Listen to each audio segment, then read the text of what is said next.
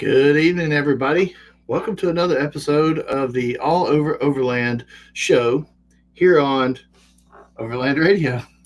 So, tonight's going to be a fun night. We got a great guest that has a great story. And then, of course, we're going to bring on our good friend and sponsor, Chris Holloway from the More Expo. And I'm sure I'm probably going to take a little hazing because if you haven't seen it, I put a video out this week and I kind of did a deal. And well, anyway, there's another story behind that. But anyway, so I'd like to thank all our sponsors, Overland Attic, obviously Chris and the More Expo, April 8th, 9th, and 10th this year. Get your tickets. If you haven't already gotten your tickets, you better get them in a hurry. Then you got the Big Iron Overland Rally. So really appreciate all of you. And so let's bring in our buddy Michael, who is the host of the show tonight, and see what he's been up to. Hey everybody, how's it going? Lee, what you been up to? Well, I'm down in the back. Oh, I fell out of my camper. I was not high and I was not drunk. So you're still feeling the effects of the camping trip you tried to make earlier this week? Yeah, so I'm hurting. Had I been drunk or otherwise, you probably would have been fine. I probably would have been fine. Yeah. Yeah. So anyway, that's what happens when you're I sober. I did learn a valuable lesson though. If you're gonna wear Crocs, stepping out of an Alu cab, take just an extra moment and remember the 3 points of contact before you get out. Because, oh my gosh. Anyway, That's a whole other story. But anyway, what's new? Not a whole lot. I got a new piece of gear. You got a new flashlight? Yeah. And I didn't really know much about them, but a buddy of mine told my cousin that this is what I needed for Christmas. And when he ordered it, they were all out. So I just got it this week. And it's pretty bright. I'm a huge fan of the Olight products. I think they make great stuff. Yeah, it's solid. And then when that got there, it came with this really cool little pin. Now, if you just knew how to write. I know. Well, spell. I know how to write. I can draw. There you go. You can paint. Hey, here's something. What do you think about the FJ Summit getting canceled for good? Did we find out why? I don't know why yet, but they made the announcement, and there's a lot of people I think are really disappointed. And I know that, you know what, this is a great community and a group of people that I'm sure that there's something that's going to take the place of it. I don't know why they canceled it, but I think that was a big blow to everybody. Yeah. I really do. So, well, and I mean, the amount of money that it would bring into the towns, anywhere close to there. Yeah, probably. Is going to be missed by them. So, unless it was a local pushed kind of change, like fuck, we don't like seeing this many people here. I know it's gotten too big. It was fun when it was small, and then it got too big. I think there's another event place that had felt that. Yeah. And now that event's going to move to a different location. I mean, it just happens. But I don't know. I haven't heard anything about this event moving. I mean, if so, I don't know if there's any more time in the calendar year to move it to Moab. I think I want to know if they're going to be able to refund everybody's money that prepaid, the vendors, the people who were there, because I think people prepaid in 19 for 20 and 20 or 21. Yeah. No, paid 20 and 21 or something. Canceled both of those. And they kept rolling it over. So, well, and it's just one of those things that they already had their cost into it, even though they had to cancel everything. And it may be just a total money thing. Yeah, it could be any of that. But so, who do we have on the show tonight? Well, tonight, who do we want to bring on first? We're going to bring on the guest. All right, the guest with the most. We're gonna bring the guest on. They're both guests. I wasn't very clear on that. Let's bring Chris on first, because Chris, I believe, has one of these products on his vehicle. So, hey, Chris, you have. Hey, Puddin'. I wasn't even ready for that. How are you, man? You just clicked me in, like I just. Yeah, well, that's what we do. Push a button and you guys, get in. I know. Wow, that was easy. The way it works. Great introduction. I appreciate that. Well, he didn't even let me do it. He just pushed the button, and there you were. I was going to know. have this big I got theatrical the thing. jitters tonight. Maybe I'll do it next time. I was going to have this big theatrical thing to compete with the one that you did for Quiet Cat. Wasn't it Quiet Cat, I think? Yeah. Yeah. Yeah, this like phenomenal intro. Let's do that. We can do that for Theo too. Right on, right on. Yeah, because we're gonna have Theo now. You have some of his product, don't you? Yeah. So Theo is a great friend of mine, and I'm so happy to make this connection because it's a product that I've just been drooling over my entire adult life, and it's the Big Country 4x4 products that are shipped into the U.S. and distributed by Theo through Rugged Bound Supply Company. I've got the Penthouse tent, which my wife and I and 5-year-old daughter have been using for the past year. Well, since February of last year, we've camped over 50 nights in it, and it's been on top of my vehicle for over 30,000 miles. So we've been in the pouring rain and the freezing cold. It's a blast. I love it. It's super easy to set up. And then I think my favorite of the group is the awning too. It's the awning with the matching canvas. Ostrich Wing is the brand on that, and that's probably one of my favorite toys on the whole truck. Mm-hmm. Really, it just opens up and closes real easy. Yeah. We go to Chiefs games and tailgate and enjoy it. We have a wind event, you just close it and buckle it. Yeah, it's super quick. And my newest addition on that is the wall kit that we just put on there for it, and makes it like a whole cabin. Yeah, we just went. If any of the listeners are familiar with the 11-point area of the Mark Twain National Forest, Current River, that kind of area, we just went down there and camped for 4 nights, and every single night it was below 20 degrees.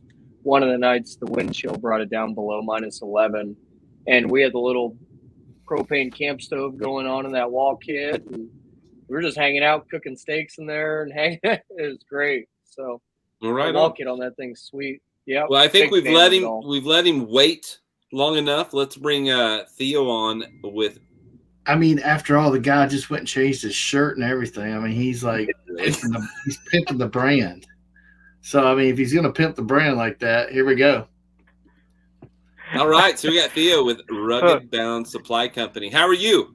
I'm good, great. Thank you for having me, guys. I realized I was wearing my work shirt. I just got back from the warehouse, a couple of minutes before you guys called me, and then I realized, man, I got to probably change my shirt out. So yeah, I did a wardrobe change on you backstage. That's awesome. Well, that's okay.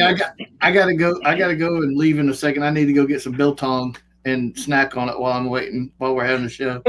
Did my biltong already show up? I just mailed it yesterday. Can't be there. Can't be there by now. I'm making it. It always blows me away that Lee knows this stuff. I'm making it and bringing it to the More Expo with me. So we have a rugby team in Houston called the Sabercats. They're part of the Major League Rugby. And I got to plug them real quick because you mentioned biltong, and they have brought in a whole host of South African rugby players in the off season, and also a South African coach, a very well-known South African coach. And when I went to the season opening game, I could actually buy biltong at a rugby venue in Houston. I thought this is did you just feel out of this world? This is like, wow, this is perfect. I'm home. That's awesome. So I actually got all the stuff to build the dryer. I got the big plastic box with the fans and the dowel rods to do it, like, Oh, so you actually make your own? Yeah, I got the plastic storage box. I got the dowel rods and I got the fans and I got one light, the little light for it and all. But I haven't put it all together. But I got to hurry up and do it. I've been studying it pretty hard here. I mean, look, if you got the basic ingredients right, it's just a question of degrees. Whether you want to, more or less brine or red wine vinegar, red grape vinegar versus apple cider vinegar, different tastes. How Yep. little or how much Worcestershire sauce you want to put on. That's awesome. So and then whether you want to rinse it off before you after you've brined it, before you put the cardamom on, or you just got to experiment. And Oh yeah. The real question is how long you're going to let it hang for, because your humidity and your temperature, and you got to do all that stuff. But that's why. So I've dry aged my own meat. So I've dry aged my own meat. You know how dry aging goes. When you dry age it, you keep it at that temperature, and obviously it gets the mold is what most people refer to. So we just trim that off. So the biltong. Are we gonna talk about gear? We're gonna talk about. Hey, we'll get there. I mean, this is important. Look, I'm sure we got people screaming at us right now. Like, I thought this was an overlanding show. What is this biltong? Yeah, let's just say it's extremely thick and badass, like beef jerky is what you really want to look. Say. I mean, if you like jerky, you're gonna like biltong, right? So you like it better. I've been buying suho meso, which is a Bosnian, pretty much a smoked ribeye, but it's dry cured or salt cured or however it is. And then, it's pretty much the entire steak and then cut it real thin slices. And it reminds me spit and image of that biltong, but man, it's good too. Yeah. We might have to bring some big hunks of meat down to the show. And I'm thinking do some horse I'm trading. thinking out in the campground, we have a smorgasbord. That would be here. Now that actually isn't a bad idea. What we should have is a various areas. I don't necessarily want to say countries, but we can, of the different types of barbecue styles they have. So 2019 cooking styles. At the 2019 Expo West, I obviously it was my first expo, and obviously Sunday we heard that we gotta maybe bring some finger food Sunday for the folks. And so obviously I brought biltong, right? So I went to my butcher where I got a hole in the wall butcher here in Houston that makes our biltong. So we trained a bunch of South Africans, trained this American butcher to make biltong for us. So Saturdays, I love it. He's got like 500 South Africans rolling up to his shop just buying all the biltong. So I had a bowl. So it looks like drug deals are going down is what it looks like. So I had about 5 pounds of biltong in my booth on Sunday in Expo West 2019. And so I will be bringing some to Moore in April for sure. Because I'll get Jeremiah and all you guys up on the biltong in my booth. I used to sell bull dick, so I mean, everyone's got an awning, everyone's got a tent, everyone's got a drawer system. But if you come to my booth, you're gonna get some real biltong. Yeah, it really does sound too much like bull dick that I used to sell. Biltong, like. That's a different episode, really, and Michael, close. That's a different episode, Michael. We do that one after this one. Well, I have firsthand knowledge. Oh God, I've seen more bull dick than most people have seen people, probably. So. Oh Lordy. Okay, let's talk about. First, I want to ask Theo. Like, how long have you been in the United States? Obviously. I'm guessing you're from South Africa. Wild guess. I'm not sure. I can change my South African accent to make you convinced that I got off the plane yesterday. But really, I've been here for about 18 years. 18 years. Okay. Yeah, I was in oil and gas. I was in the oil and gas service industry for almost 2 decades, and so I didn't really come to the U.S. I actually was brought here by the company that I worked for at the time. And so, the segue into overlanding is, it took a long turn, but, in 2009, if you can remember that far long ago, back when, Expo was probably a couple of guys by a fire pit, I was driving around with a Disco 1 Land Rover with the Easy On tent on top, and I was towing a 2004 Conqueror trailer. And so, yeah, people thought it was crazy. But anyway, I mean, that's how I came to the U.S. was with my previous employer. So yeah, 18 years. Gotcha. What? Chris, yeah. Yeah, I was going to ask you what brought you into such an awesome connection with Big Country and being able to bring it over into the U.S. Yeah, that's a long story, but I'll give you the 1 minute version. Right, the spark notes. We got is, time. Give us at least the 2.5 minute version. I'll give you the 2.5, 4. So I so I've been involved in the camping, since I was growing up in South Africa, and so when I was first in the U.S., I was settling, creating a family, and finding things to do outside of work. Obviously, I wanted to do some overlanding, and so that's how I put my rigs together. I bought a Disco One.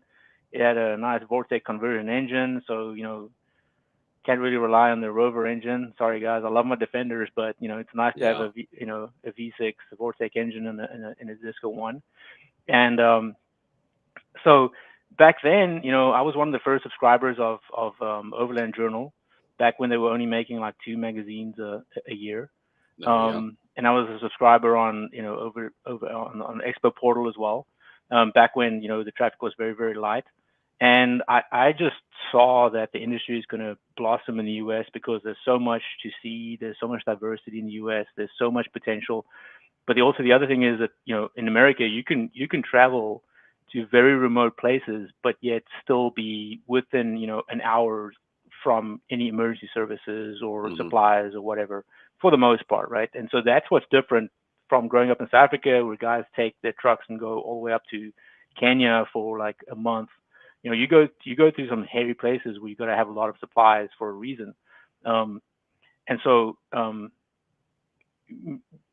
how I got hooked up with Big Country is that in 2011, actually, I was looking at which South African companies I could work with to bring them to the U.S., even though the industry was back then was still very much small. Yeah, it was very much a fledgling industry.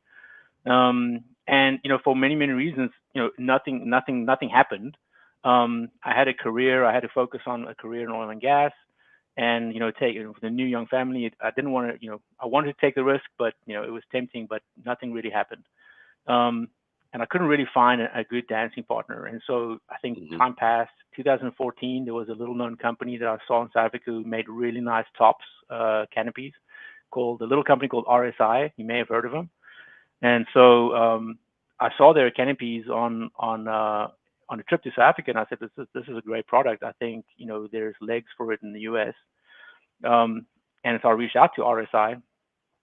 They never responded to me, but now fast forward 7 years, RSI is a massive company, a massive player in the U.S. But South Africa has a lot of companies like that, where they've got a great product.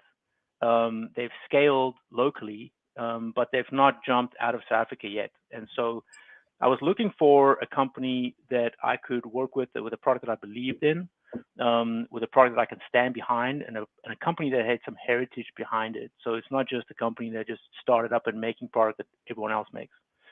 And so after a long search in 2018, I landed with Big Country. And we started very, very small. I mean, it was a couple of awnings at a time, and we only focused on the awnings at that point because I was a very big Defender guy. So I had a couple of Land Rover Defenders, and I was big in the Defender forums online. And on there, I saw that a lot of people were talking about the ostrich ring awning. Well, not a lot, but the guys who had the ostrich ring, they flew it in from Australia themselves. And so that led me to really to look more into Big Country and the opportunity. So a lot of things obviously happened behind the scenes, but in 2019, we were able to lock it in and start distributing their product in the U.S. Now, within saying that, it's a lot of work to bring a brand that is very well established in South Africa, but they don't really have any footprint overseas, into a new market that is already at this point now saturated with a lot of other brands, right? So everyone encountering Big Country for the first time, or Big Country products for the first time, are going to think that it's a new product, when in fact, it's been almost 20 years in South Africa as big country. And even longer than that, almost 30 years, if you include the partner that they merged with in 2007, who made the roof racks originally. So our roof racks are, the design goes back to about 1990, 1991, and the door systems that everyone else now sees, that a lot of the competitors have, those door systems are very much like the door systems that Big Country did back in 2002, 3, 4. And our current drawer line looks completely different. So in 2008, they launched a new drawer line, and they've been, upgrading that and updating that ever since. That's the Savuti drawers. And so, anyway, long story short, the path to us and Big Country was a long one. It was a 12-year period where I was tempted, frustrated, trying to find a way to do something fun in an industry that I'm really passionate about and get out of oil and gas. Dude, I know that story.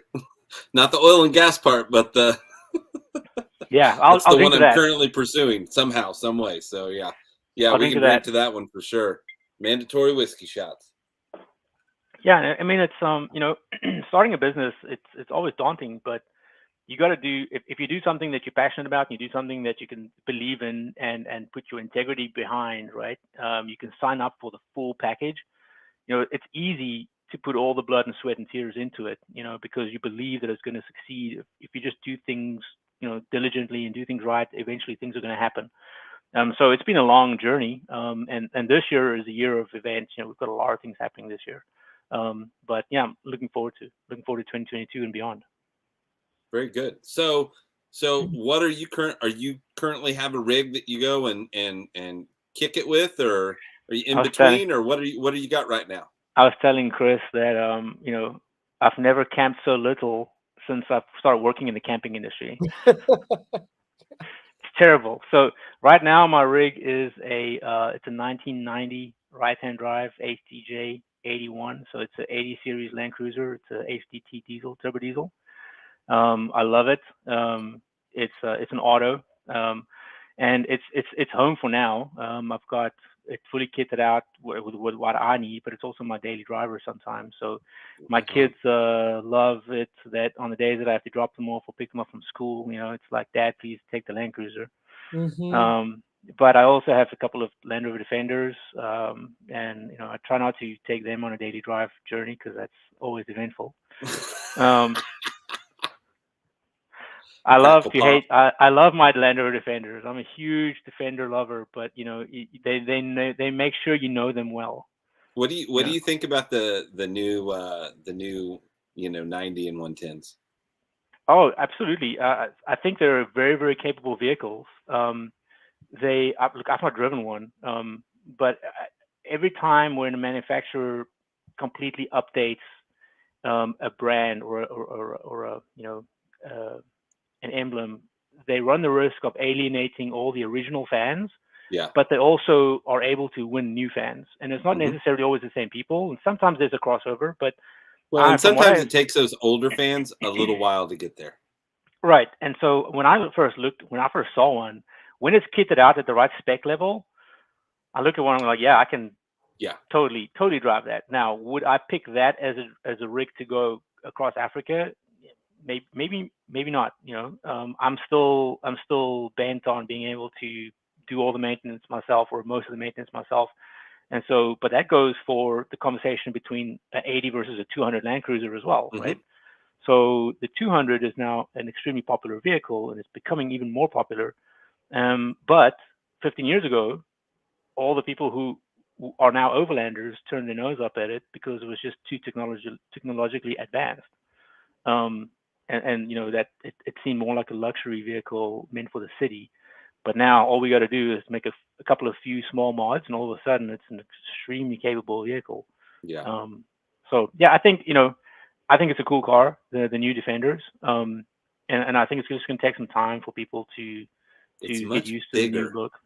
Much bigger than I thought it was going to be. Yeah. Oh yeah, they're like huge. From the pictures, I thought,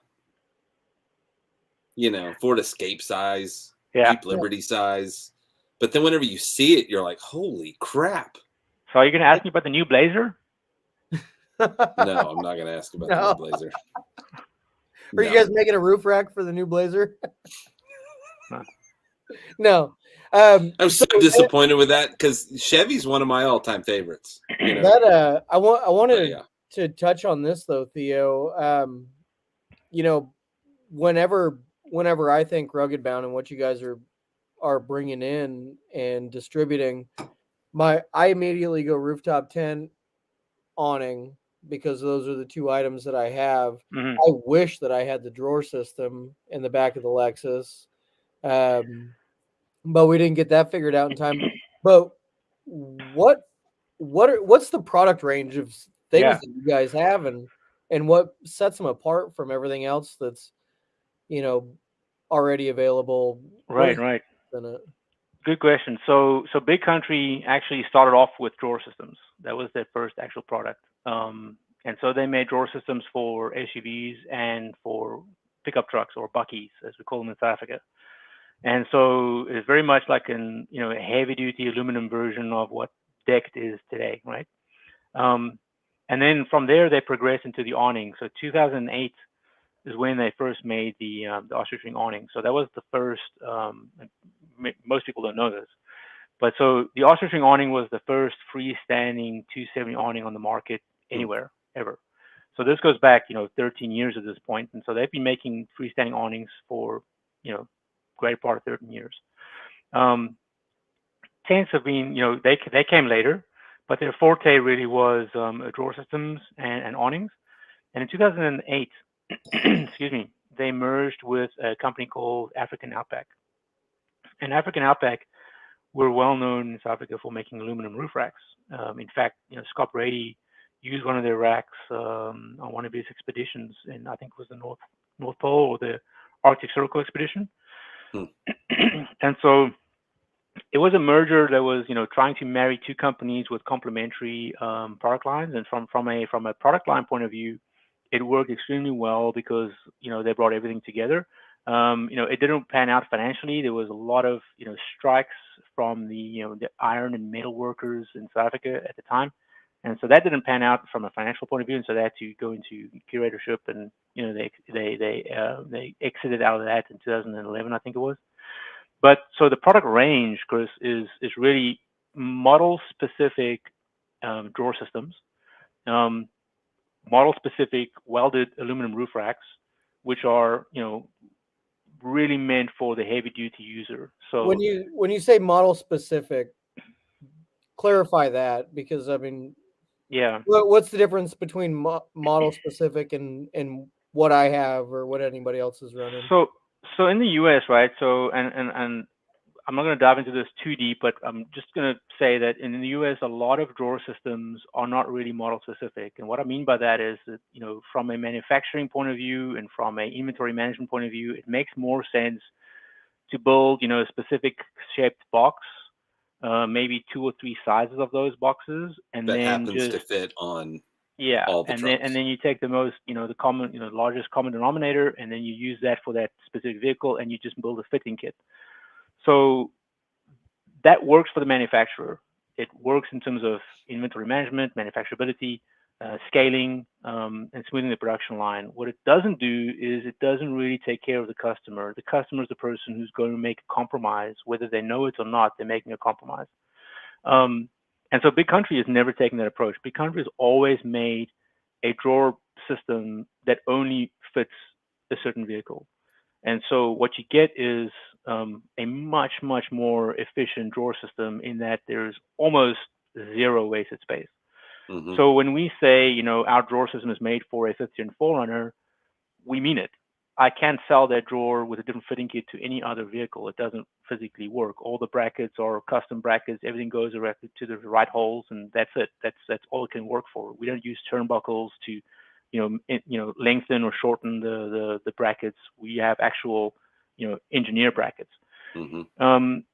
And so it's like a tailored suit versus going out. You're already going to buy a suit. Like at that point, you're gonna spend money on a suit, and might as well get one that's tailored and made to fit and not just sloppy on you.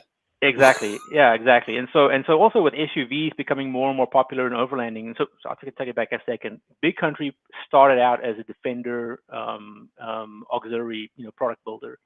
So they built stuff for the Land Rover Defender. So they did, bumpers, sliders, everything about Defender. They built it. And then from there, they started focusing on the drawers. And then more and more, as overlanding and safari, family safaris became more popular in South Africa, more SUVs. So the Prados, the GX series came into play. The 100 series Land Cruiser became more luxurious, etc. So they realized that they need to make a new drawer system that's more refined and it fits better within the SUV, style of finish. And so they, make sure that not only is the drawer perfectly fit to that specific model vehicle, it also looks like it's OEM. And we get that a lot of feedback from guys who buy the FJ Cruiser rack, the drawer system and the JKU drawer. Their comments afterwards, like, man, this is like, it looks like it came with a vehicle. And it's because it perfectly fits in that hole and there's no dead space and it's perfectly trimmed out. So yeah, it's model specific. It's not just a fitting kit. It's actually the entire box is specifically. So even the look of it is made to fit the. Yeah, well, the look of it. I mean, the look of it is all like Big Country, so it's black with gray carpeting. But in terms of the fit and the finish, way it fits in there, it looks like it was meant to be there. Yeah. Well, and that's really kind of what I was getting at. Like whenever you just open the door and there's no other gear but the drawer system, it just looks like it belongs. So the look. Yeah. Exactly. And honestly, you don't know until you know. And so a lot of folks who have migrated from other drawers to our drawers, the feedback we get is phenomenal. I mean, guys send us photos. I can fit more stuff or bigger stuff. Yeah. So most often our drawers are actually lower profile than the competition. So typically you gain packing space on top because the drawer actually sits down lower. But inside the drawer, you get between 17 and up to 100% more space. And so that is absolutely insane. When I say 100%, I mean double. So that's your favorite saucepan right there. So someone will have like a 17-gallon drawer for a vehicle. We'll have a 34-gallon drawer for the same vehicle, and our drawer sits a little bit lower. So it's just, that's the difference between, something is, just getting a box that fits versus, a box that only fits that vehicle. I'd like to see the math on that. So I've got the front runner. It holds 6 cub pack. So I wonder what the cubic space of a cub pack is times 6, and then what's your Prada 120 drawer? So remind me again, you got a 470, right? Not 460? 470. 470. Yep. So you're gonna put me on the spot here. No, you don't have to is right now. That's what he does. I'm curious. I believe it's 20% more. I'm gonna double check. Wow. Yeah, on the 470s. That's a big 20% more. 20. Yeah, let me double check. So okay. Yeah. So it is 35%. Oh, even better. 35% more space that you would have in the drawers. Yeah, so our 470 has got 2 twin drawers. Each drawer is 24.3 gallons. That's 34% larger than what you have. That's incredible. So we got 48 and a half. And that was always like whenever I have a Nissan pickup truck. I don't have a deck system in it. I don't have anything in it currently. But whenever I started looking, the thing that bothers me about the deck system is that middle spot. I feel like you lose so much space because they wanted to make the drawers come in at an angle. And so when they slide in, there's just that spot in the middle. You're just missing all kinds of. So what you're talking about is the backbone system or the spine that they use, right? Mm-hmm. So heavy duty drawers are limited in how far they can, extend, right? And so the deck, as well as a lot of others, they only extend, 3/4 of the way. Mm-hmm. And that's because of the rail system that they've used. What you gain with that rail system is extremely high payload capacity. However, if you look at the volume of that drawer, you would need to put in lead in there, to get to that capacity. And so really it's about, it's about making something that's fit for purpose. And so our drawers, they can handle 225 pounds at full extension or 250 at 60% extension, which, Big Country uses the best sliders. It's all in the sliders, right? And the manufacturer of those sliders, I've seen a few other South African companies that are now using the same slider. I'm not sure if it's the exact same model, because obviously there's like 1,000 SKUs. There's 1,000 different, sliders that do the same thing from the same manufacturer. But Big Country, they always innovate, and they've got a shipping container, a 20-foot shipping container that is filled up like almost to the waist with spent sliders. Wow. So they never stop testing sliders. So every time there's a new manufacturer or new upgrade from another manufacturer, whatever, they always are buying sliders. They're always testing to make sure they got the best slider. And a lot of the cost of the drawer is built into what slider you pick. And so I would caution a lot of people that are buying, drawer systems, make sure you understand what you're getting, right? Because if you're getting a slide that has got a fancy like yellow lock at the front that locks the drawer in place, that works great. Or maybe a lock that unlocks the drawer and you can just slide the whole thing out.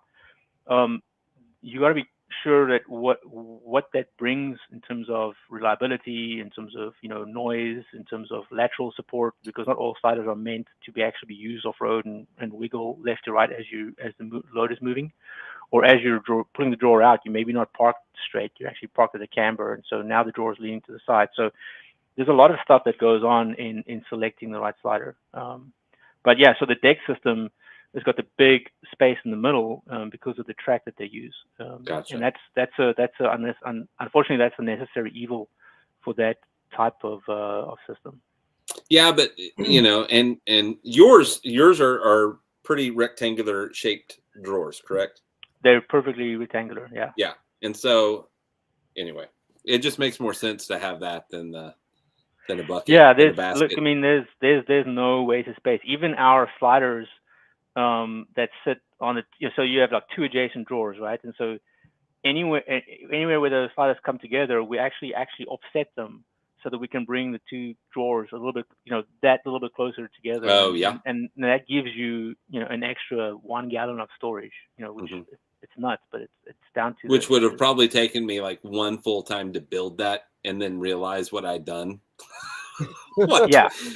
And it keeps it from rattling as much, because the tighter you make that fit, the less vibration you have in those parts. Yeah, so look, there's a lot to be said for doing DIY and building your own stuff. I used to build a lot of stuff myself because I'm an engineer and I love to tinker, I love to build. But at some point, we all have things to do.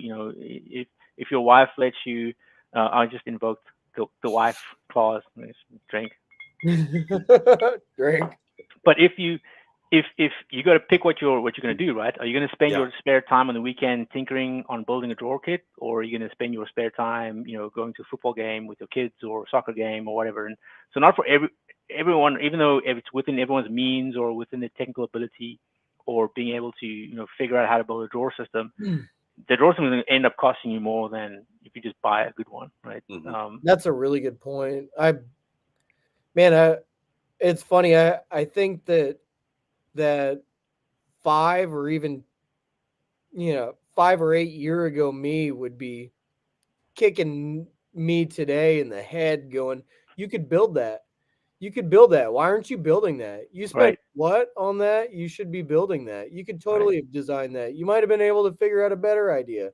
And it's like, no, I can't build it. I don't have time to install it. I'm trucks over at Adventure Motors right now just because I gotta, I don't have time. I'm sorry. Well, here's the deal. A lot of people can build something, but how long is it going to last them? Are they going to end up buying something anyway later, or having to rebuild it 15 times? Because you guys, 2 decades, Big Country 4x4, 2 decades of, research and development, basically, that they've got into it. So, and it you bring just up a makes great more point. sense. You bring up a great point, man. I've been, we're fixing to relaunch the smaller ostrich string awning here this year. We have them in stock now. It's called the Junior. It's an ostrich string awning that's just 20% shorter, so it's 80 inches long, and it's great for guys with and gals with a short bed truck, so a 5-foot bed. Because the ostrich ring is so long that you need to mount it over the cab as well, right? That's you what need it a is. 72-inch mounting base. Is it for will it fit the Suzuki, the new Suzukis that are out? Actually, plug. So Big Country is now the official Suzuki supplier in South Africa. Dude, you said they were shorter, and I immediately went to, it's got to be that Suzuki. That's got to be what that's geared towards. So Suzuki South Africa signed with Big Country a couple of weeks ago. That's now the official provider of Suzuki leadership countrywide. You heard it first here? Is that Lee? I guess you heard it first here in America. I think it's already been announced in South Africa, but I don't think we'll take the America part. We'll take that. You heard it here first. You heard it here first. That's right. You did. That's it. I'm just going to make sure that the owner of Big Country isn't texting me saying I'm not supposed to tell that. Well, the good thing is, isn't it like 2 or 3 o'clock in the morning or something like that? It is. Here's the deal. This is a very highly rated show in South Africa. Everyone watches the show in South Africa. They don't care if it's 3 a.m. They're watching. Here's the thing. Yeah. We need that. We need them to bring that vehicle over here. Oh, the Jimny? Oh, it's No, the Jimmy's not here. There's one for sale on 39th Street in Warren Acres, Oklahoma. Not a brand new one. Now, it wasn't a dealer. It was somebody that handles like exotic cars and does other kinds of stuff and classic cars. But he had one for sale on his lot. They imported an F-10 drive from Europe? I didn't get out and look at it, but I know that is the Suzuki. I know that it is. I've seen too many videos. You can't import it unless it's over 25 years old. I'm not gonna sit. I'll take a picture of the damn thing tomorrow if it's sitting in the guy's. I'm not doubting you. It could be 1995 one. They are very similar.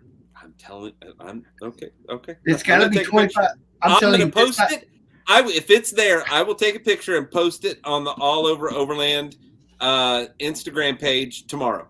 If it's not 25 years old, and I mean to the day, I understand that thing gets destroyed. That's for diesel. No, that's for any of those. But I thought that was just basically because of the way the diesel works. The stipulation is there's Lee's talking about the DOT. Yeah, there's an exception for a show vehicle that's just going to travel around and be on display, or a museum type vehicle. There is that exception. Well, dude, how do we get all these cars how do we get Nissans and Toyotas here, other than they're built here now? But I mean, like when it first started, that shit got imported. There's shit that gets imported all the time.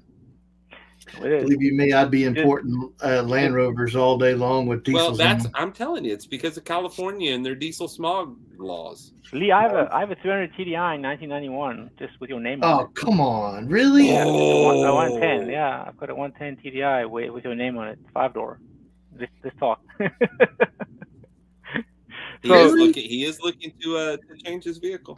So I'm gonna cut the segue short here because we can get back on the bike, but I was saying about the Junior awning is that in the conversation with some influencers and some content providers who are going to test it out for me and create some content, we're talking about mounting, and so there's a lot of education that's going on in terms of what a freestanding awning requires in terms of mounting versus a non-freestanding awning. And so what a lot of folks see in the US are brackets for legged awnings, supported awnings, and they obviously see a very, very different force than a freestanding awning. Mm-hmm.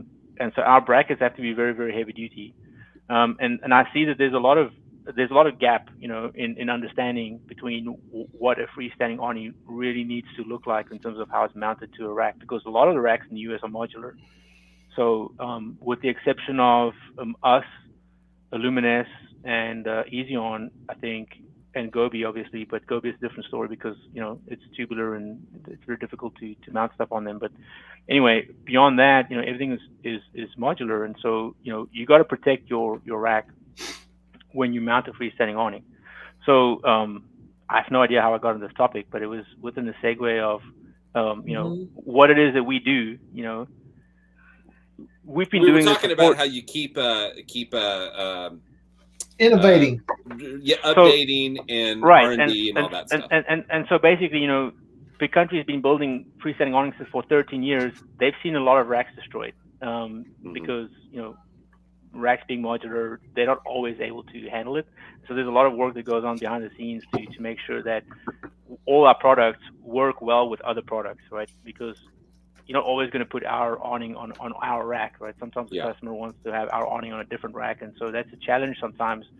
And so our awning brackets are sometimes ridiculous. They're like 15 inches long. They're made out of a 1/4-inch steel, and it's absolutely over the top. And people wonder why it's necessary.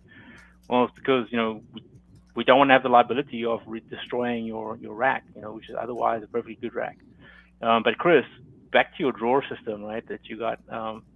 Your drawer versus our drawer, we got a 2-inch, we got a 2-inch drop in height. Really? Yeah,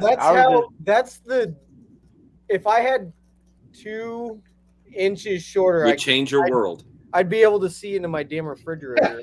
So you mean 2 inches longer? It changes world. That's exactly right. Yeah. So Lee. So basically, our drawer is 2 inches lower profile and 34% larger on the inside.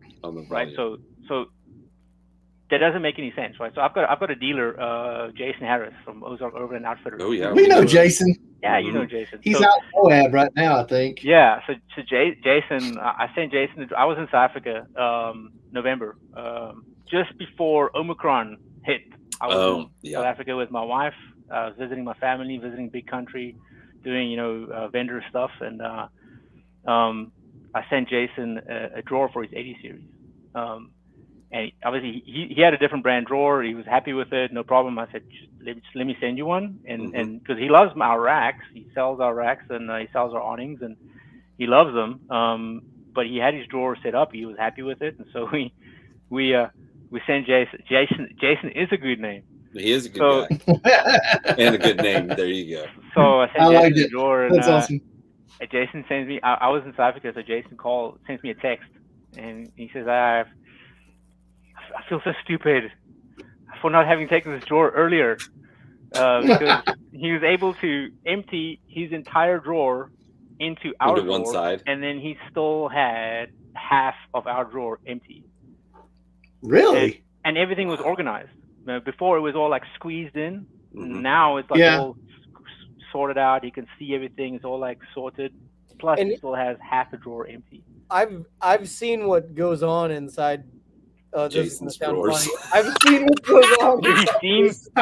You've seen what goes on in Jason's drawers, huh? I told that whole story, Chris, so that you could say that line. I broke down on the Current River last Memorial. And that bailed me out of a pinch. And when he opened his drawer, it was like, he doesn't just carry a little bit of stuff. I mean, that guy's got a full entire repair shop in that drawer. He's like a MacGyver. Like a MacGyver. This was 2 years ago. I could only imagine, how much stuff he's got packed in his drawers. We need a patch. Well, think about it. You're getting with it being shorter like that. You're getting it's going to sound goofy and maybe a little picky, but you're getting your gravity lower also. Yeah, you get your gravity lower, in 2 inches. You gain a lot in terms of upper packing space, because typically above you're going to have a fridge, and then you're going to have some soft stuff, right? Yeah. And so you just have a lot more packing space. You end up gaining, everywhere. But Chris, you mentioned the wall kit, right? And so I want to just touch on that real quick. I love that. Yeah. Lee, you were asking, or Michael, you were asking about R&D.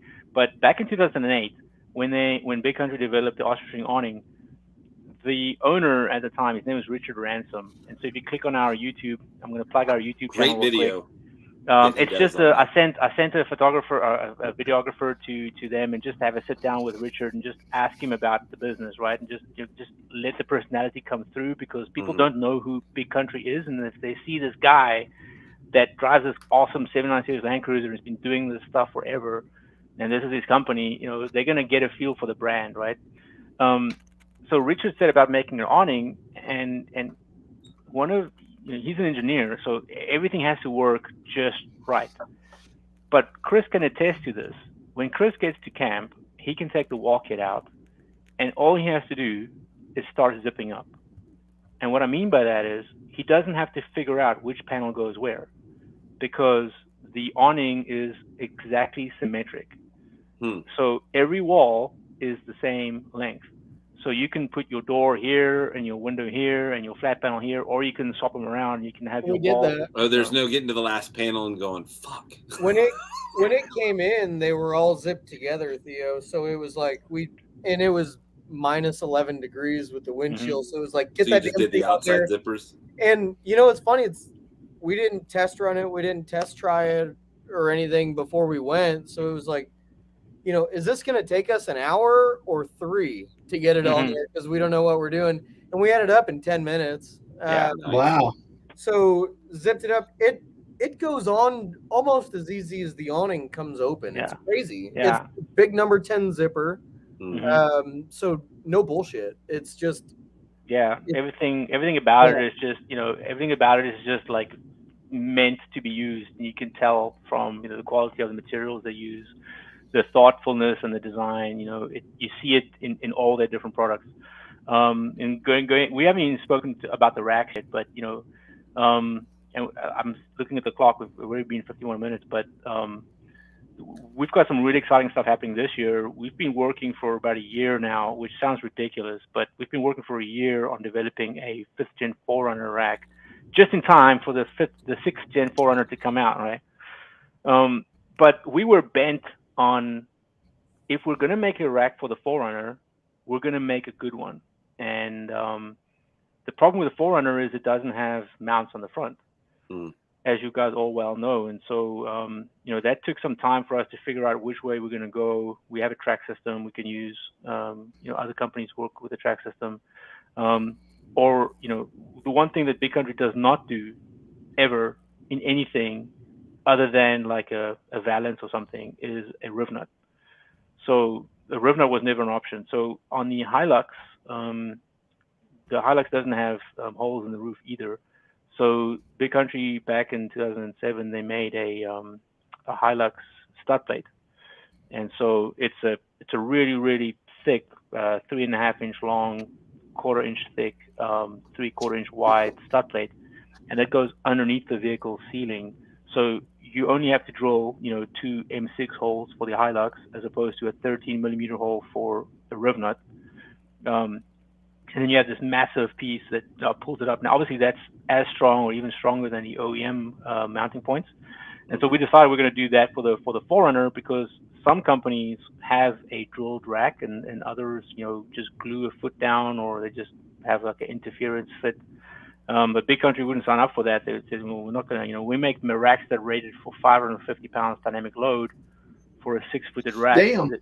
I mean, Lee, these racks are no joke. When you see it up close, your first expression is going to be, damn. These racks are meant for real use. And so I would say that the average person in the US probably doesn't need our rack. I'm not a very good salesman, but for saying that. But if you want a rack that's really going to outlast your rig, and you can do whatever you want to this rack and it's going to be fine, you can, you just ask Jason how to do it. I don't know that that's necessarily true, because have you really seen, I mean, I know you're busy, you don't get out as much on the camp stuff, but have you seen the amount of crap that people starting to pack on top of their rigs now? I mean, yeah, I know for one, like I pack a ton of stuff, and the more you can hold up there, the more you're gonna pack, right, Chris? Absolutely. So our rack, the Big Country, the feet, right, are rated for 90 pounds dynamic load. So if you have a rack with 6 feet, right, that gives you, we round it up, but it's effectively 550 pounds dynamic load, and that's off road as well as on road. So we don't differentiate between off road and on road. And we can say this because we've got 30 years experience, or they can say this because they've got 30 years experience in what they do. And I was in South Africa, like I said, in November, and I was trying to take pictures of driving through Cape Town and Jeffreys Bay and Port Elizabeth, trying to find Defenders and Land Cruisers with big country stuff on it for my Instagram feed. And I couldn't find any. Everything is the other guys from South Africa, right? And eventually in Jeffreys Bay, I found one GX. It's a 1992 GX. Sorry, I said it's an 80. No, it's not a Prado. It's an 80 series GX, right? So not the US spec. It's the GX as opposed. That's the Poverty Pack 80 series. So it's a 5-speed HZ or a 5-speed 4.5. Normally aspirated 3F engine, and the guy's got an old big country rack on his vehicle, and I can tell how old the rack is by the design, right? Mm-hmm. So I stopped at the guy's house. I knocked on his door because I was taking an Airbnb in Jeffreys Bay, where this T-shirt is from, and so I knocked on the guy's door and I asked him about his vehicle and his rack, and I told him what I do in America, and he said, "Oh man, let me tell you about this rack. It saved my life so many times." So the vehicle's 30 years old, the rack is 30 years old, and one time he was up in Mozambique and he was pulling a trailer. They were camping, and so the trailer, and he said it was like the full family, like him and his wife, 3 kids, full trailer, middle of nowhere in Mozambique, and the trailer axle broke. And they couldn't get a company anywhere close by with the parts to fix the trailer axle. And so what they did was... Oh, shit. He put it on top of the damn... No, so so the rack was already loaded up, right? Fully loaded rack. And so what they did was they took everything out of the trailer that was valuable. So like a fridge and everything that they pushed it on top of the rack. Then they took the axle off the trailer because they had to repair it. And they put the axle on top of the rack. And so they left home. I mean, it's like talking about the Beverly Hillbillies, right? So these guys going all the way home back to South Africa with an axle of the trailer on top of the roof rack that's already been fully loaded. And so, it's like stories like that, that that's the guys impressive. tell. And so, so the big country racks are really made for the Andrews and Piers that are like, crossing across Africa. And it's really staked its claim within the heavy duty overlanders within Africa. It's just not well known in America, but we're going to change that. And so, we're building the dealership network. We're going to a lot of expos, and as slowly but surely as folks experience the racks and they get to see it, they get to be converted pretty quickly. If the customer's looking for something that's really heavy duty, and they don't want to make a compromise, then they understand that there's another option in the market now that they didn't have before. Well, very good. Well, our buddy AJ had one on that. It's proven every time I compromise with something on the truck, it fails on me. So I'm consistently and constantly looking for what's the baddest alternator I can get. I'm tired of my alternators going out. Like, who's making one that's just insanely badass? At that point, cost isn't even brought up because I don't want to be. Well, you don't want to have to think about it. And you never want to have to think about it other than the job that it performs. The nearest Lexus dealership when my alternator goes out at 10 degrees weather, or in the middle of the desert when the roof rack gets ripped off. So I appreciate all the thought that goes into that for sure. Yeah, absolutely. So we'll be launching the 400 roof rack now. I feel like it's every week is going to be this week. We've got some in stock. Actually, we've actually installed some already in Houston. Everyone who's got them loves them. And actually, we did a few retro furbs. So the competition who make you drill riv nuts into your roof. We actually made our feet so they're compatible with the same holes. So you don't have to drill new holes. You can actually upgrade to a welded rack and reuse those same holes. So we've actually done 2 or 3 of those installations already. And it's going really well. So we're just, tidying up the installation files and installation videos for YouTube. And is Theo going to core? Jason, I would love to come to Core this year. As long as Expo West doesn't switch to September again, I think I'm in with a shout to come to Core. I will be. Cindy, Where will I Cindy be? would be happy about that. I'm gonna be at Southeast Overland Expo in Stark, in Florida, the first weekend of March, and then we'll be at Moore, booth number 5. That seems like a really good show. I actually got a call from their promoter, and her and I talked for about an hour. I'm excited about the show they're doing down there. It looks like they're lining it out. Yeah, I mean it's a grassroots event, right? So it's nowhere near as big as what you guys are at Moore and the other expos. Hey, we're grassroots too, man. Hey, listen, you gotta start somewhere. We're still babies in this. We're still babies in this. Chris is the perfect example of starting it off, and it just continually with hard work it grows. It's hers will too down there in Florida. I talked to her, man. She's sharp. I think. Yeah, look, I'm looking forward to it. I've not been there before, but we've got a great customer of ours in Tampa. I'm going to plug him. He's a cruiser of the land with underscores on Instagram.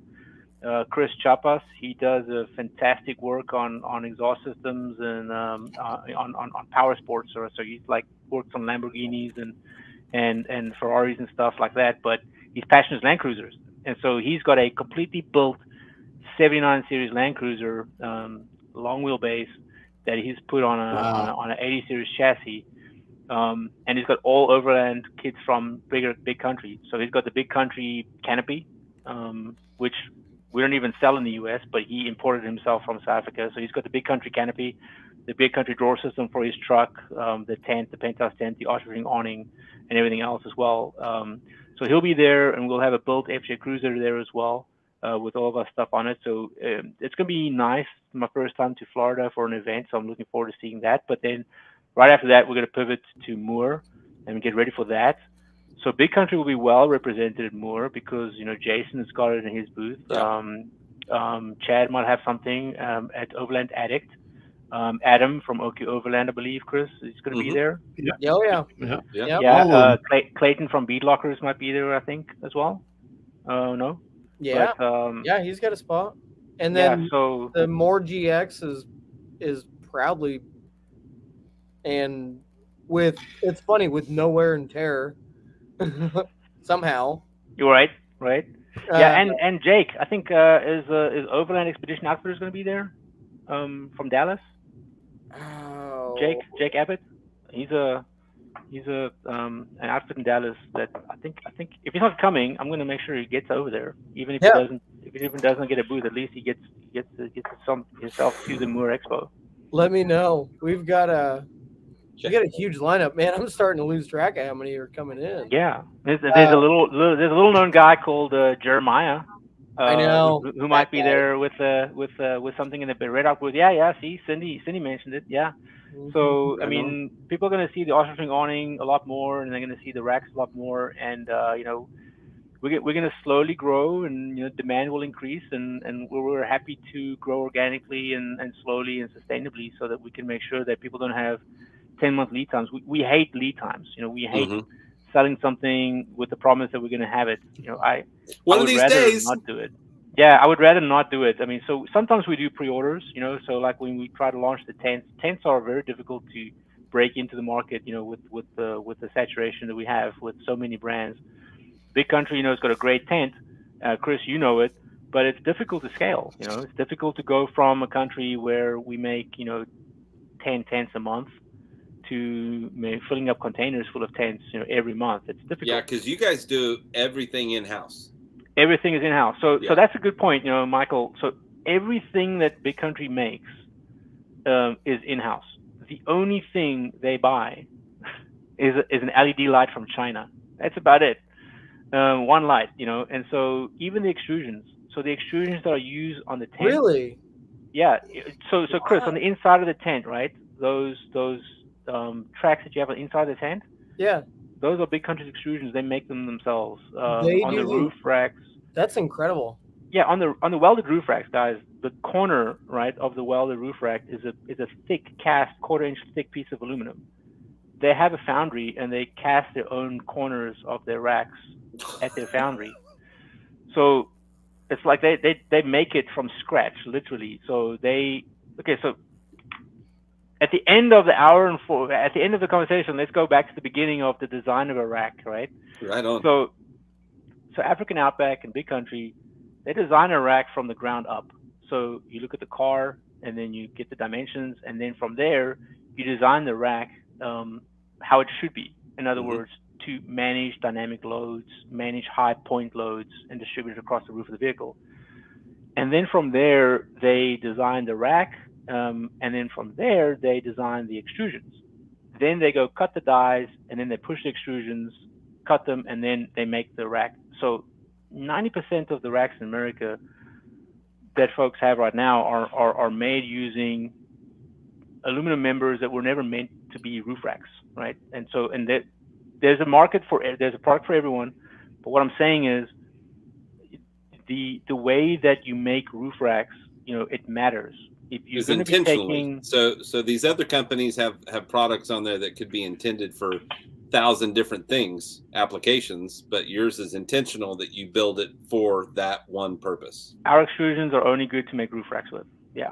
Basically. And so what you end up getting is a rack that weighs 65 pounds. It's got a 550 pound, dynamic load rating. And it's aluminum as well, that it's going to last forever. Right. On the 200 series Land Cruiser, even that goes up to like 700 pounds dynamic load, because we got 4 feet per side. So we've got no bolts in shear modulus, in the shear mode. All the bolts are in the tensile mode, as they should be. And so there's a lot of things that go on behind the scenes, the boring stuff that don't translate well in slick marketing photos and Instagram posts and stuff like that really, really matter. It really matters how the rack's designed and how the awning trusses are designed. And there's a lot of companies out there that, would like to make their own version of that, but then they end up just, copying someone's product, and the consumer loses at the end of the day. And so, we're happy to be able to get to a lot of expos, get a lot of exposure, and, show people the products firsthand, because every time someone walks underneath the Austrian awning, the response is, damn, that's the first response they get. Usually when they say that, and then I do a pull up on it just to. So that's a party trick that we need to undo. I mean, yeah. So there are some YouTube videos of guys doing pull ups on ostrich awnings from Australia, and so since then, it's known as the awning that people do pull ups on. But it's really just a party trick. It was never meant to be it's not an FDA approved equipment. Well, because you don't want a guy like me doing a pull up on. No, I'm small. I'll tell you, you don't want a guy. If I have too many pancakes in the morning before we go, I don't do it. So speaking of pull-ups, right? So the new junior awning, right? So we did away with the truss arm for the junior awning because the arm's a little bit shorter, and so we weren't happy with the strength of the extrusions they selected. So we had a few test versions. Jeremiah got one, and I asked him to just try and break it if he could, and he broke it for me. So we don't just launch something because it's available, right? We test it and test it and test it. And so that was last year. And we went back to the drawing board, picked different extrusions, did some different things. And so they bolted this junior awning onto a big welding workbench in the shop. And they were just like, all right, let's just see, at what point the plastic deformation sets in. And so they ended up like pushing up on the awning arm, and ended up lifting up the workbench. So the workbench, nice. Yeah, it started coming out. That's not a very scientific test. That was more of an anecdotal test, just like just like before we do a proper test. Yeah. But there's a lot of work that goes in behind making really good products that last a long time, and all the stuff that Big Country puts out, they really stand behind it. I mean, if there's something wrong, we're going to fix it. If there's something that shouldn't be the way it is, we're going to fix it. And it's the American market deserves a top quality product for the right price, with thoughtful design that's got a heritage behind it, and we're just happy to be able to call ourselves an American supplier at this point. Right on. Now the website, what's the website? Yeah, so Rugged Bound rugbyband.com is where you can find us. Now you can buy from us directly, or you can check the stuff out at one of our many dealers. So we've got dealers all over the U.S. at this point, and we're always growing the network. But we've got guys in Wisconsin, Missouri. We've got two dealers in Missouri. So we've got Beat Lockers in Wisconsin, Ozark Overland Outfitters, and Overland Addict in Missouri. Oki Overland in Tulsa. We've got Overland Expedition Outfitters in Dallas, and then Pop Top Overland in California. And then we've got a small dealer in Portland, Oregon as well, called Motorsports Tire and Wheel. We can go check them out as well. But that's our website is ruggedbound.com. And if you want to check out the Big Country page, that's bigcountry.co.za. So it's a very nice long URL. It's a couple of sentences. bigcountry.co.za. And of course, follow us on Instagram. Yeah, follow us on Instagram for sure. Let me clarify something. When he said ZA, that means ZA. Yeah, not ZA. No. Is that German? Not Zed's dead. Yeah, it's ZA. Yeah, not Z. Don't spell out Zed. That's what I'm trying to tell everybody. Zed's dead, baby. Zed's dead. Zed's dead, baby. Zed's dead. So bigcountry.co.za. Well, very good. Well, awesome. Hey, Theo, thank you so much for being on. I'm going to want to have you on again because I am sure that we haven't even scratched the stories that you have. Yeah, absolutely. I look forward to it. Cindy, I'm going to try and be at Pacific Northwest. We're actually launching a different product line this year. We're going to be at SEMA with that, and so that might conflict with our planning for that. But we didn't even talk about that. So there's a whole other chapter. Well, yeah, we've got to have you on again. Yeah. Hey, girlfriend.